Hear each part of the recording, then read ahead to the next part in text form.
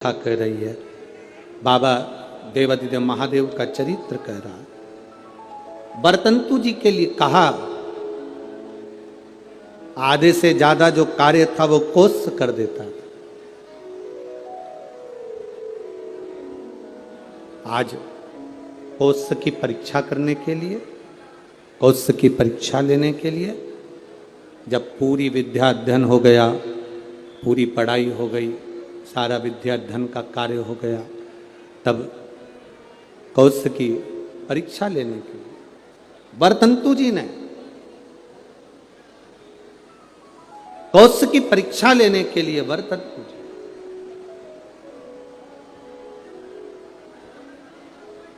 एक बात अपने शिष्य कौश के सामने कह दी। कौश, तुमने मुझसे विद्या अध्ययन करी है, अब देखिए शंकर का पार्थिव शिवलिंग बनाकर गुरु को दे देना और गुरु उसकी पूजन करना, उसका फल देखिए कितना विचित्र, उसका फल कितना विचित्र होगा। उस तुमने पार्थिव शिवलिंग का निर्माण करा और निर्माण करने के बाद में तुम मुझे उस शिवलिंग को दे देते हो। तुम कहते हो कि मुझे यम के दूत लेने आए थे, पर वो कहीं ना कहीं उस क्रम में कहीं ना कहीं वो मुझे लेने के लिए आए, परंतु उस भोग को मुझे भोग शिव तत्व को भी जाना है और यमलोक को भी जाना है।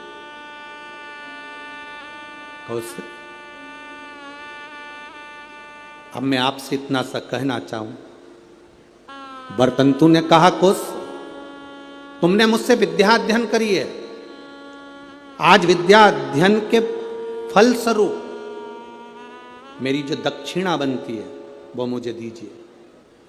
गुरुवर क्या दूं मैं आपको, बोलिए। शिव कृपा देखिएगा कितनी प्रबल होती है। केवल पार्थिव शिवलिंग का निर्माण कर देना, पूजन कोई करे कर रहा है,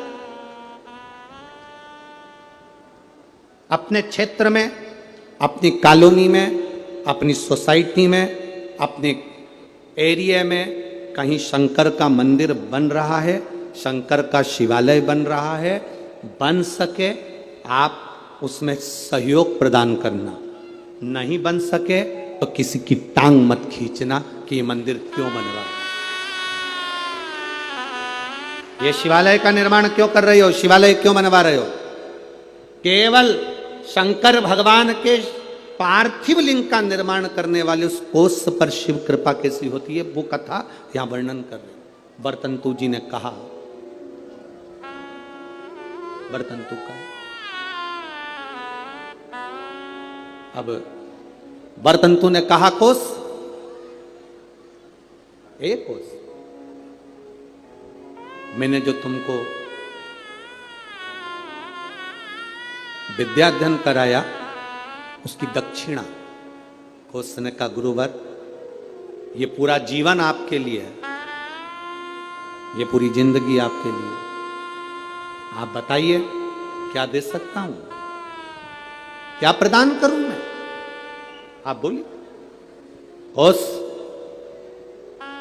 तूने मुझसे विद्या अध्ययन करी है, 14 करोड़ सोने की मुद्रा मेरी विद्या अध्ययन जो तूने करी उसके फल स्वरूप तुझे देना पड़ेगा।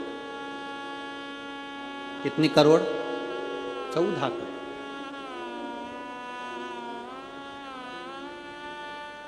चौदह करोड़ सोने की मुद्रा। कोस की आंखों में जल भर गया, गुरुदेव मेरे पास तो इतना धन नहीं है, मैं 14 करोड़ आपको सोने की मुद्रा कैसे। फिर भी गुरु ने मांगा है, मैं लाकर जरूर दूं। अब गुरु क्यों मांगे हैं ये तो गुरु ही जान सकते। गुरु जो कृपा करते हैं वो दुनिया में कोई नहीं कर सकता। एक संत, सदगुरु, शिव का उपासक, भगवान की भक्ति करने वाला, दिन रात शंकर का स्मरण में डूबने वाला, दिन रात राम नाम कृष्ण नाम की भक्ति में डूबने वाला, केवल उसकी आंख की दृष्टि ही पड़ जाती है तो जीव का कल्याण हो जाता है। वो सहज नहीं है गुरु।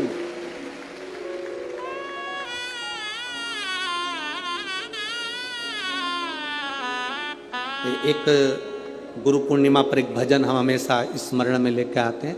ऐसी प्रेम भिक्षा रे गुरु ने मंगाई, ऐसी प्रेम भिक्षा रे गुरु ने मंगाई, गुरु ने मंगाई सतगुरु ने मंगाई, गुरु ने मंगाई सतगुरु ने मंगाई। ये गुरु क्या कृपा करता है ये किसी को नहीं मालूम पड़ता। एक चेला, उसकी बहन की शादी, गुरुजी से कह रहा है, गुरुजी मेरी बहन की शादी में जाऊं?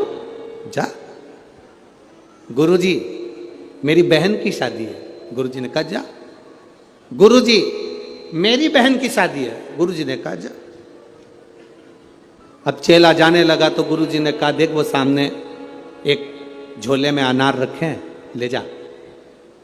चेले को इतना गुस्सा आया, करोड़ों का धन गुरुजी के पास, क्या छाती पे बांध के मरेगा? इतना बड़ा मठ, इतना बड़ा मंदिर, इतनी प्रॉपर्टी, सारी दुकानें, सब कुछ। गुरुजी ने कहा अनार रखे हैं झोले में, ले जा। ठीक है। चेला कुछ नहीं बोला, अनार लेकर चले गए।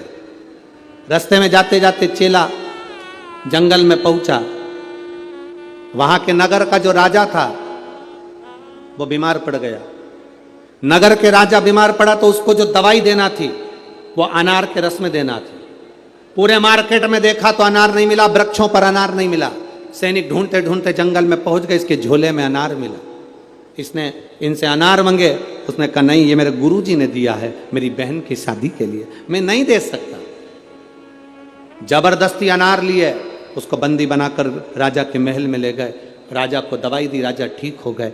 राजा ने कहा अनार कहाँ से आए? ये लड़का है ना, ये बालक, इसके पास से। बेटा तुम्हारे पास अनार कहाँ से आए?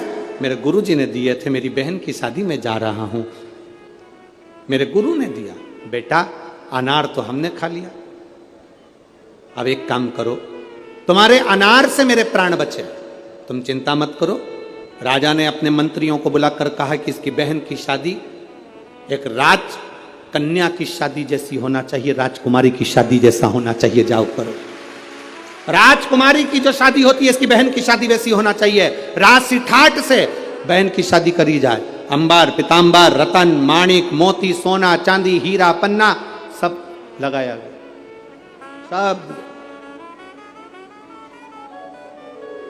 सब प्रदान किया।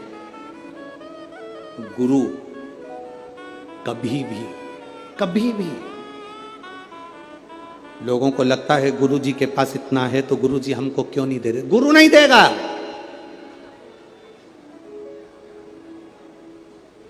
भिखारी को देकर भिखारी मत बनाओ, देकर किसी को कमजोर मत बनाओ। किसी को देकर कमजोर मत बनाओ। इसीलिए तो भारत की भूमि पर आत्मनिर्भर भारत बनने जा रहा है कि स्वयं आत्मनिर्भर बनिए, कमजोर नहीं। अपने आप में वो बल होना चाहिए, अपने आप में वो बल हो आपके अंदर।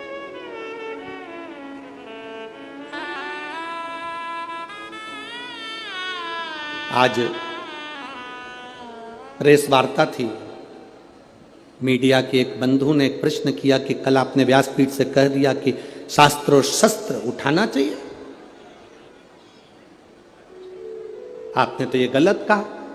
हमने कहा आत्मरक्षा के लिए, स्वयं की रक्षा के लिए, धर्म की रक्षा के लिए और सनातन धर्म की रक्षा के लिए वो बहुत जरूरी हो गया है।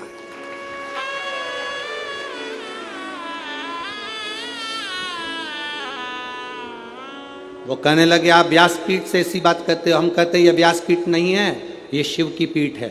जब जब जरूरत पड़ी मेरा महादेव सामने आया है, कभी जगत गुरु शंकराचार्य बनकर प्रकट होता है, कभी शिव तत्व के रूप में रुद्र बनकर प्रकट होता है, कभी अवधूतेश्वर बनकर प्रकट होता है, कभी कपालेश्वर बनकर प्रकट होता है। वो शंकर साधारण नहीं।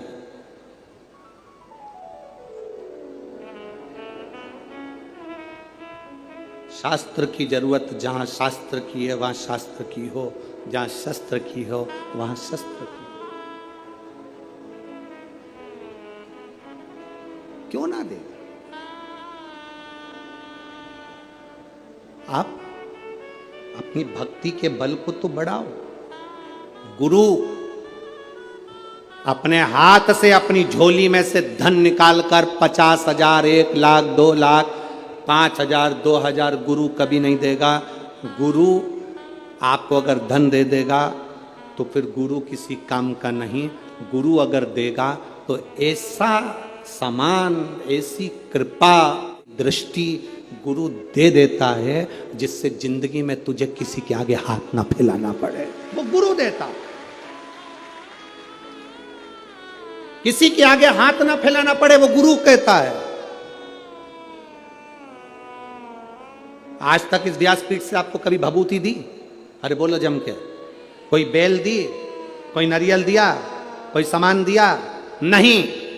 इस व्यासपीठ से केवल एक बात कही कि शंकर के मंदिर जाना, 1 लोटा जल चढ़ाना, उसके दरवाजे जाते रहोगे वो तो उनको छोड़ेगा नहीं और तुम्हारी जिंदगी को सार्थक कर देगा।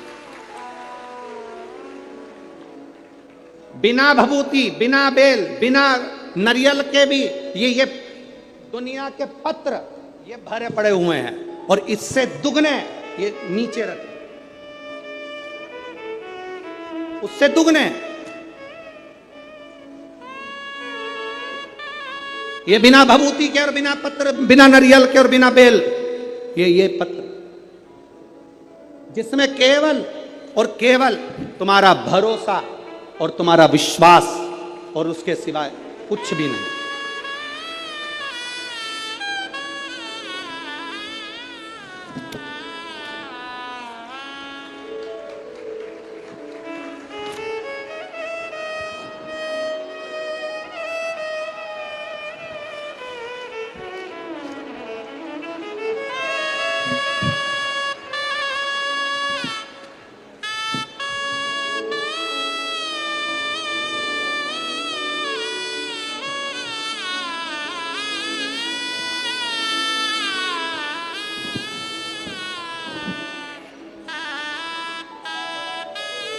अब इसमें है क्या?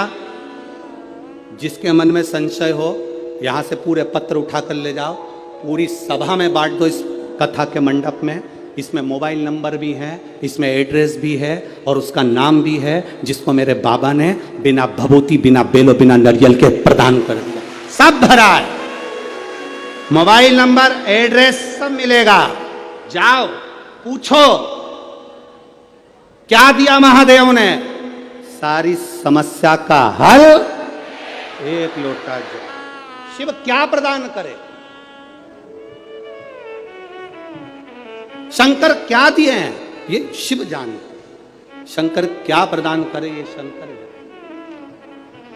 अरे खाली ना जाता कोई दर से तुम्हारे, खाली न जाता कोई दर से तुम्हारे।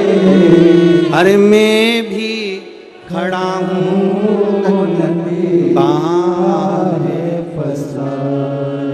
मेरी जीजियों, दिल से अगर आपने सुना है ना, वो 3 महीना भी नहीं लगाएगा, 15 दिन में झोली भर देता है। अगर दिल से सुनी है शिव महापुराण की कथा, केवल छल कपट और हृदय में कहीं बेर भाव रखकर, कपट रखकर अगर सुनी है तो उसका प्रमाण भी वो दे देता है। दिल से सुनी वो दिल से देता है, खाली नहीं छोड़ता। मेरा महादेव, मेरा शिव, लोग कहते हैं गुरुजी शिव महापुराण में ऐसा क्या है? हम कहते हैं एच चूने से लिखा रहता है तो उसको हेलीपैड कहते हैं। हेलीपैड को देखकर हेलीकॉप्टर उतर जाता है, शिव महापुराण को देखकर मेरा महादेव उतर जाता है। ये वो हेलीपैड है। क्या देगा वो उसके ऊपर है।